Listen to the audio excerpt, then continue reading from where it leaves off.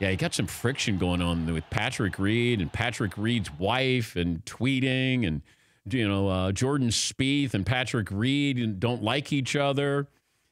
It goes back to what is great about the European team. They really like each other. And they were forced to spend more time. Guys would actually get a hotel room together because they didn't make the money that the Americans did. The European tour, there's a lot more camaraderie, and you saw that. I couldn't help but root for the Europeans. They get along. They're supportive. They were really excited.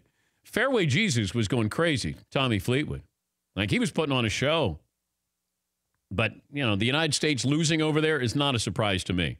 As far as Phil Mickelson, say goodbye to Phil with the Ryder Cup. Tiger's played a lot of golf. He needs to take some time off. He looked tired. There were some moves made, not made. That'll be a question there. But if Patrick Reed rubs you the wrong way. He's a pebble in your shoe. That's how he plays. That's who he is. He's a great player. But as far as pairing him with Jordan Spieth, I don't know if I can have two guys who just don't like each other playing together. And so I don't understand that logic. But apparently Jordan Spieth reportedly didn't want to play with Patrick Reed. Yeah, Paul. The reporter Jimmy Roberts was interviewing Ian Poulter right after the win, and he had a question I thought was interesting.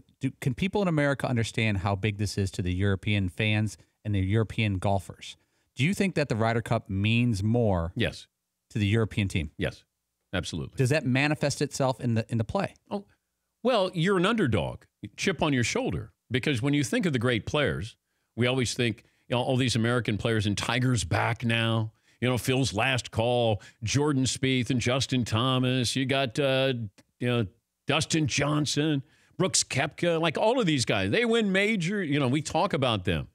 And it feels like the European team, you go, who is that? Who's Alex Noren? Who's that? Oh, that's Rory. Oh, okay. Oh, Rory without a hat on. Francisco Molinari. Oh, yeah. What do you, a nice story earlier this year? You forget. You're not in their world. And I think that they play that up. And they were the better team. They were. They were the better team. So I'm not surprised. The U.S. was favored, but I'm not surprised the United States lost on foreign soil. For more Dan Patrick Show, tune to Audience Channel 239 on DirecTV or download the Dan Patrick Show app.